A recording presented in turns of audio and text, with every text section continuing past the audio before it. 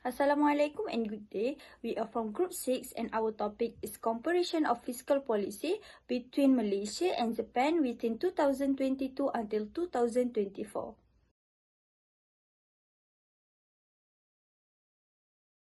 Let's move to the introduction. So, the economy of Malaysia has been a resilient and on a growth path in 2022 until 2024.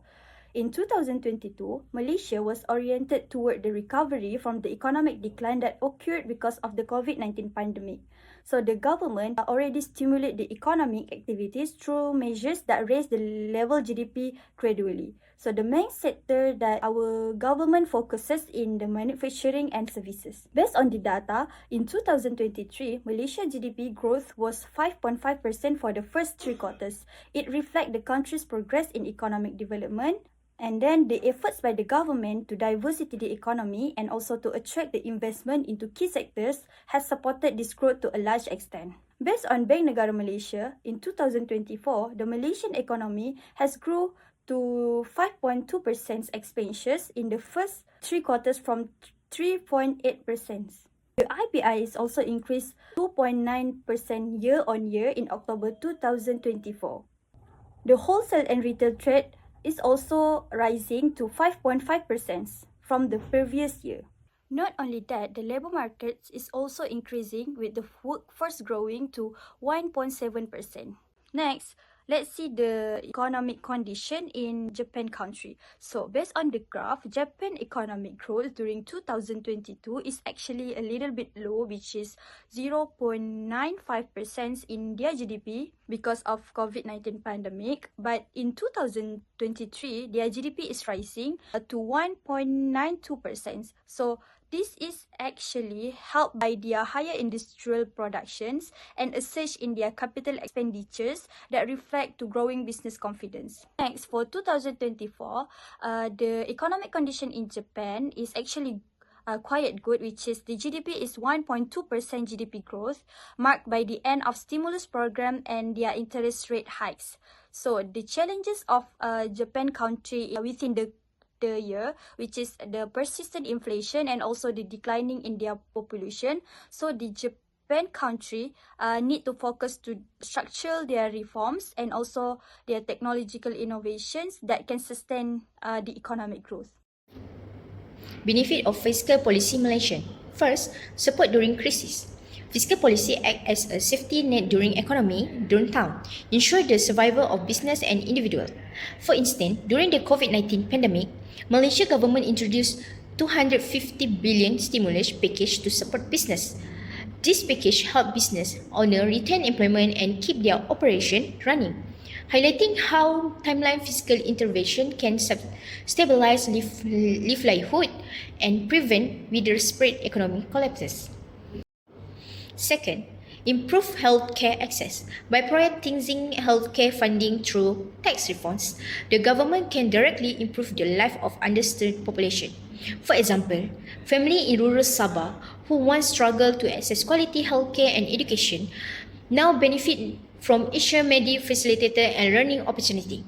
This demonstrates how fiscal policy can address inequality, ensuring even citizen has access to insurance service and a better quality of life.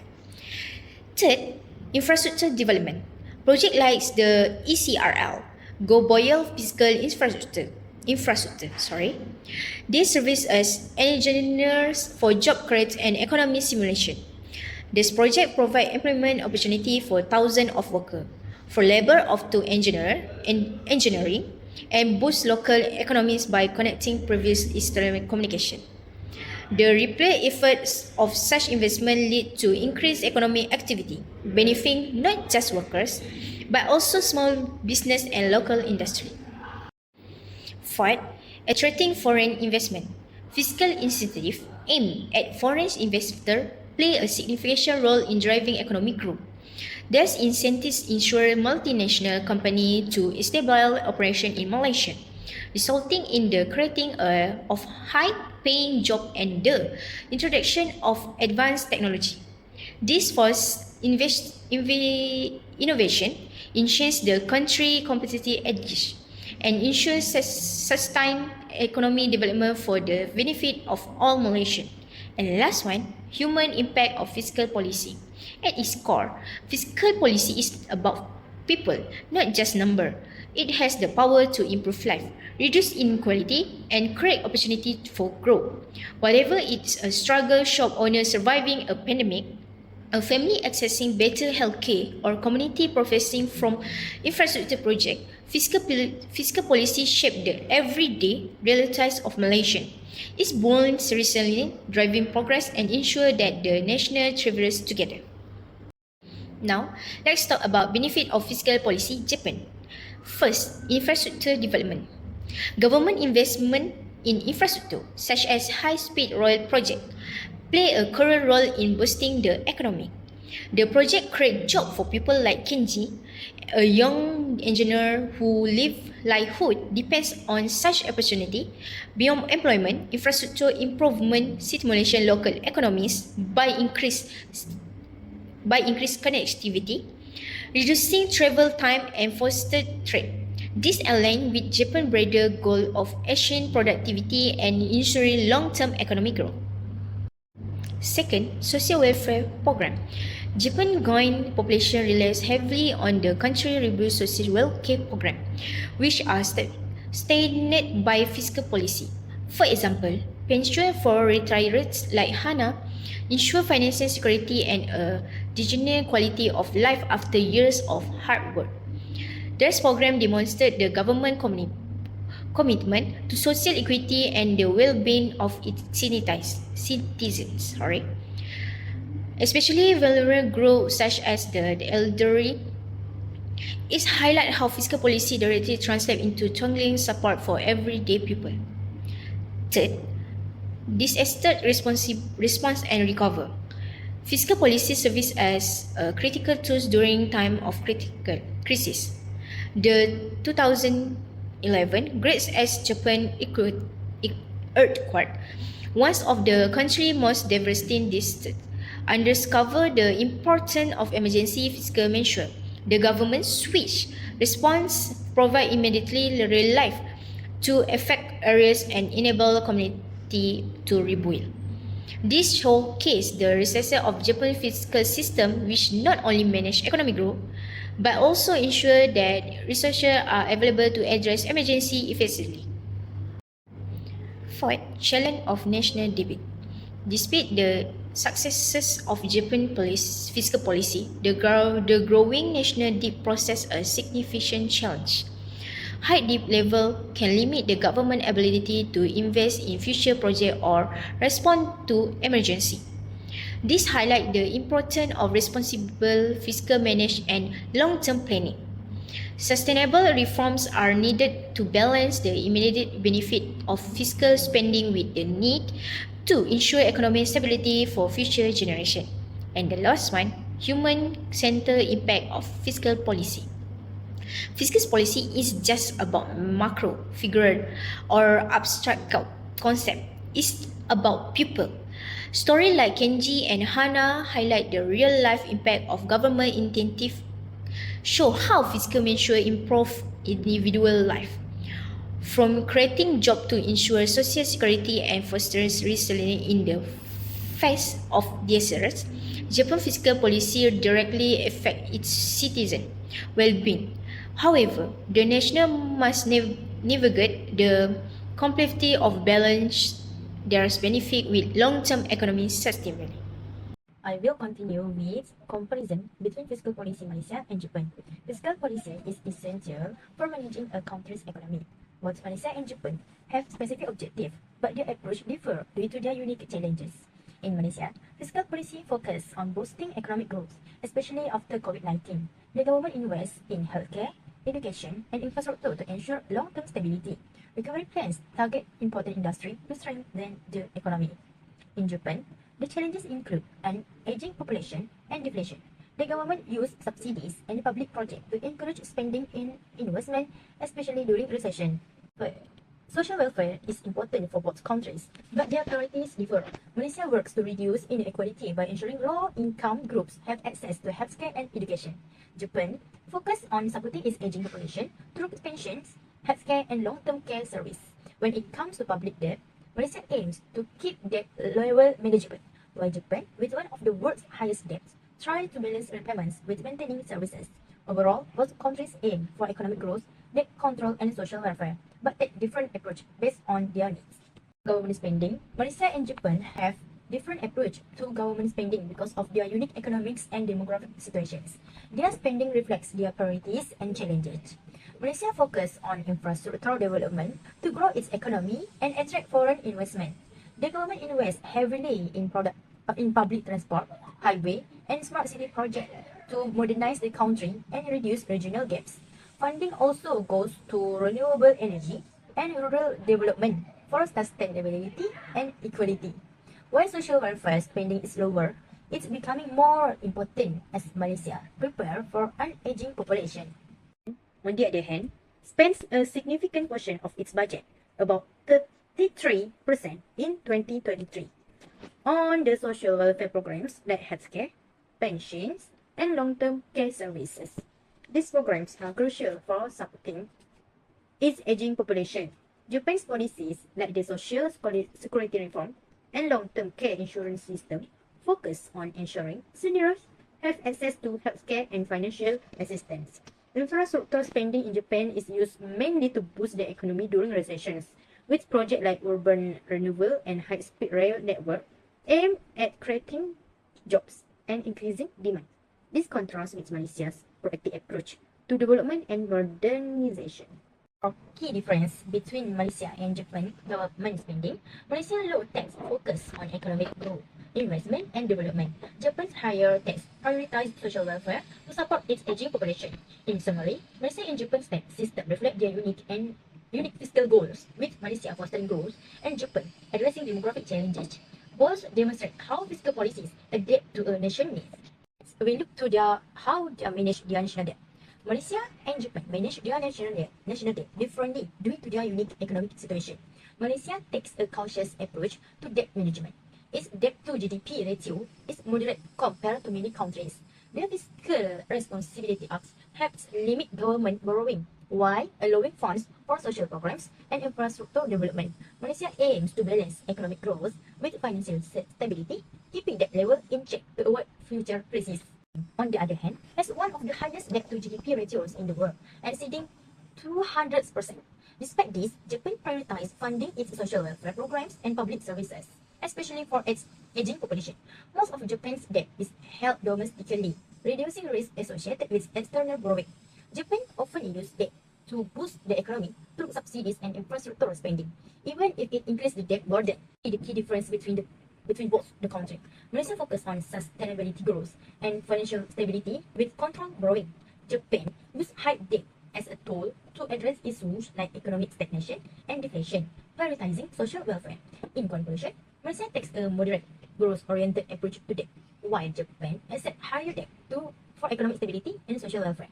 Both strategies reflect their specific economic challenges and priorities. Here we can see that Malaysia emphasizes balance budgeting and sustainable growth while controlling inflation.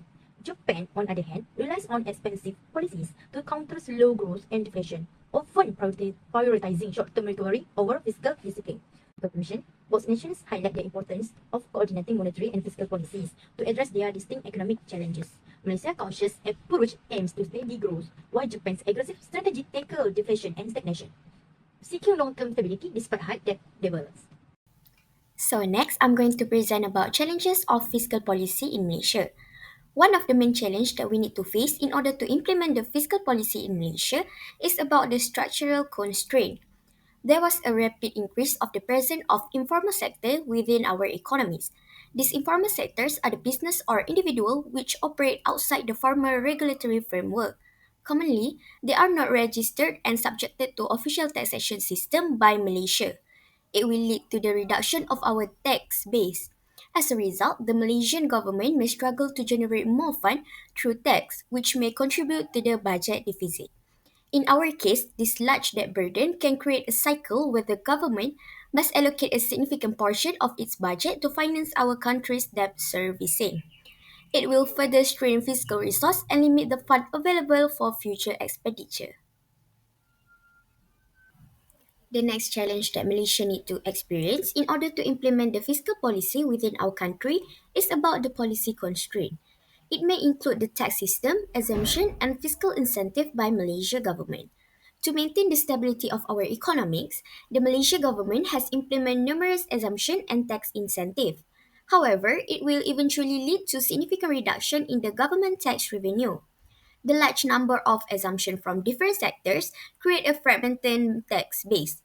Certain business and individual benefit from lower tax liability, while the others need to bear a heavier tax burden.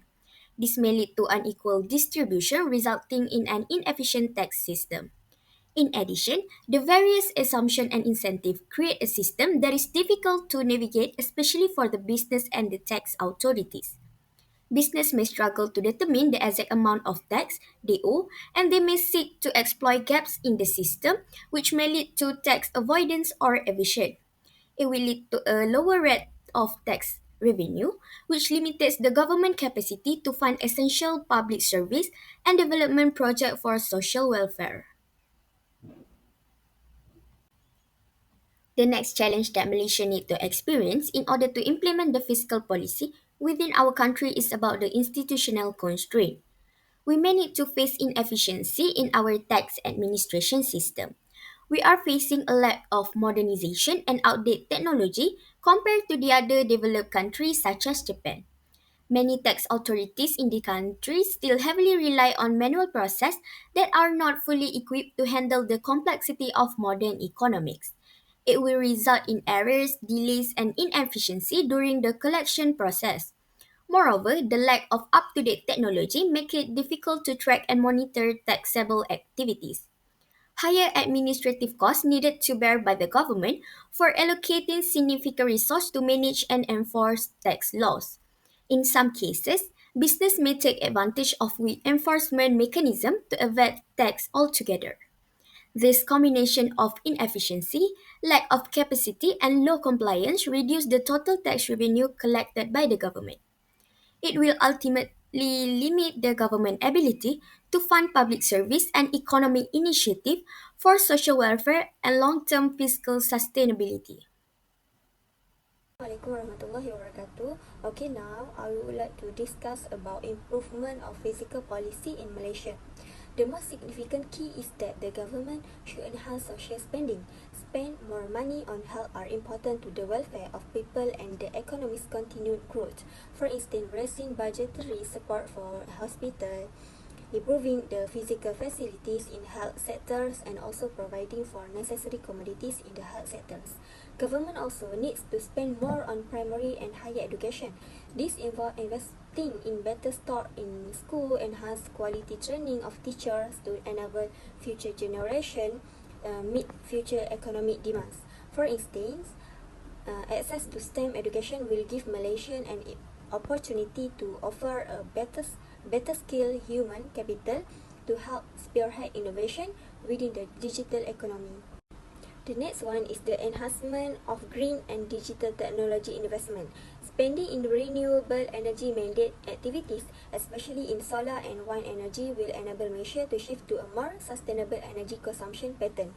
This help the world prepare the economy and achieve competitive advantage in the global economy along with environmental targets. For example, the program like Green Technology Financing Scheme (GTF) have aided companies to implement environment-friendly technology and help the country move away from fossil fuels and cut emissions. Other example is the Malaysia Digital Economy Blueprint, My Digital, is an attempt in this regard to scope out the development of the digital economy. Because of this, new employment opportunities in areas of technology will be created and markets overseas can be reached easily. Okay, the last one is the creation of an innovation and research-based economy. The government might build up the share of expenditures on scientific and experimental development (SEDD) in the priority field. Through this investment, Malaysia could turn into a hub for high technology industries within Southeast Asia. Government also should spending on the development of several priority areas including biotechnology, artificial intelligence (AI), and renewable energy. In this way, government can invest in science of technology that is capable of creating wealth in the country. Okay, so for the summarize, through of these strategies, there are high probabilities that Malaysia will improve on its innovation-driven economy considerably. Diversification of the economy will help to minimize the reliance of some of the standard industry, creating new and higher technology section. That's all from me. Thank you.